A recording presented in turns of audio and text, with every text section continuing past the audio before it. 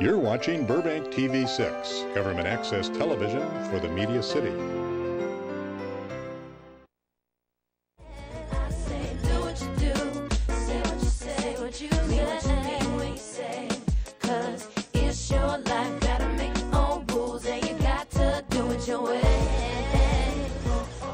Isn't this great? Here I am working at home in comfortable clothes. You know, I was amazed at how fast and easy it was to apply for my City of Burbank Home Occupations Business Tax Certificate. Now, I know that you've got lots of questions, so this is how I did it. 'Cause it's your life, gotta make your own rules, and you got to do it your way. Hi, how can I help you? Hi, I've read all the rules and regulations for home occupations, and I'd like to register my business. Okay. Do you have any questions? No, I don't think so. I've read everything here, and it was actually quite easy to understand. All right. Here's our home occupation application. Okay. Please fill this out from here to here. Mm-hmm. And then we'll set up an appointment for a home occupation. Great. Tomorrow or Thursday is fine, anytime between 8:30 and 4:30. Would Thursday afternoon be okay? Yeah. What time? 1 o'clock, 1:30? Okay, 1 o'clock. After I finished my application, all I had to do was pay an annual fee of $66.75 for my business tax certificate and a one-time $25 registration fee.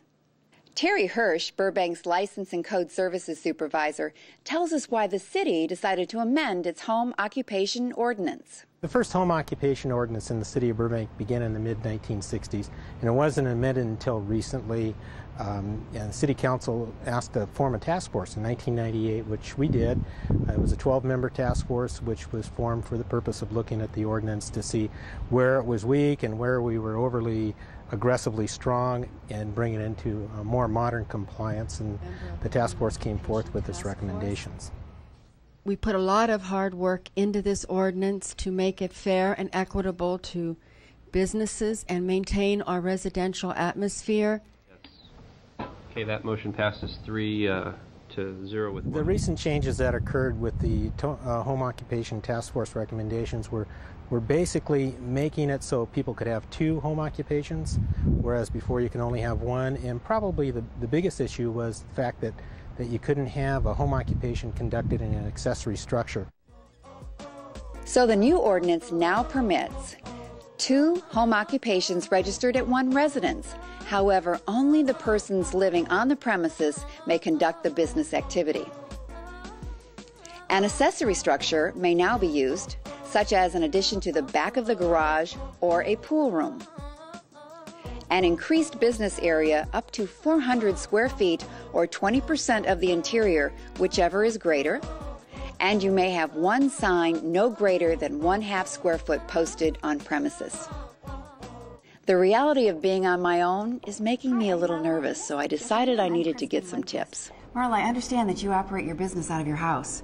I do. And I have applied and going to start doing my own, and I'm really nervous and would like to ask you some questions if you've got some time. Yes, hopefully I can answer your questions, and I'd like to show you my office. Thank you. What made you decide to have your business operate out of your home?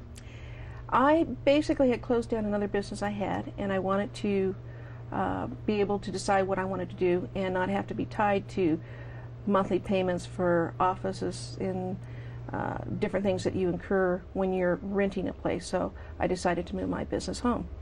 And how long have you been operating out of your home? About 1.5 years. How did you decide what kinds of equipment that you needed? I knew I had to have a fax machine.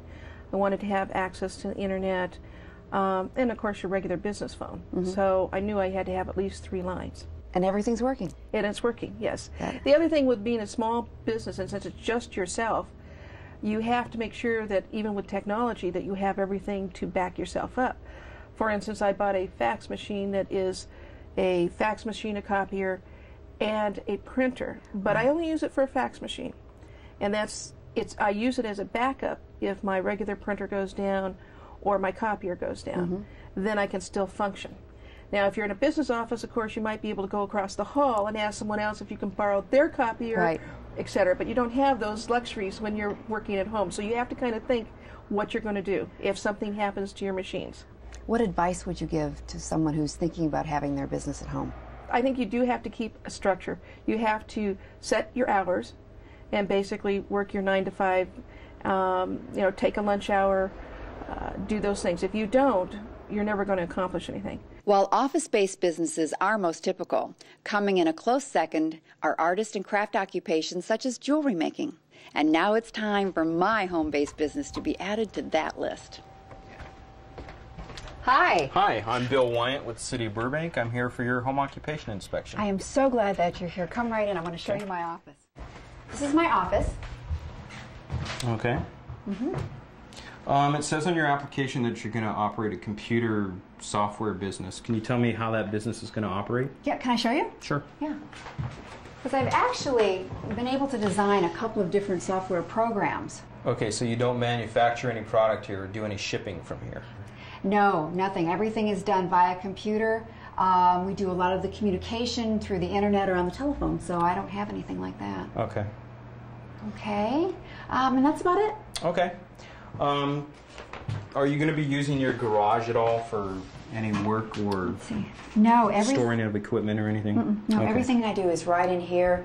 File cabinets. I do use this cabinet over here, though, for storing of discs and the manuals for the different programs. That's fine. All right, all right. Do you have any customers coming to your house? No, nobody comes. Again, everything is done through the computer, or if I have to deliver something, I do it myself, or I use a messenger service. Okay. Because actually you're not supposed to have customers coming to the house. Okay, I understand. Okay. Okay, I'll go ahead and sign it off. Everything looks good. You'll get your business tax certificate in the mail within about 3 to 4 weeks. But you're all set. I'm ready to go? You're ready. Oh, thank you so Okay, much. thank you. That wasn't too hard, was it? No, not at all. Oh, I am so excited. A legal home occupation is one that is not noticeable. Because if people are doing things legally, there won't be any nuisance to the neighborhood, there won't be additional noise, there won't be additional light, vibration, odor, or anything coming from a legal home occupation. The City of Burbank prohibits certain activities and occupations. You may not use your garage for an office or to store any materials or supplies that are used for your business. No commodities are to be sold or displayed on the premises. There should be no pedestrian or vehicular traffic beyond what is normal to a household. Auto repair or detailing is not allowed, and you cannot do any type of food or product processing. Well, now, I told you it was easy, wasn't it? All you need to do is go to the License and Code Services office and check out the home occupation rules and regulations for yourself. Now, I've got to get back to work. All right. Good luck.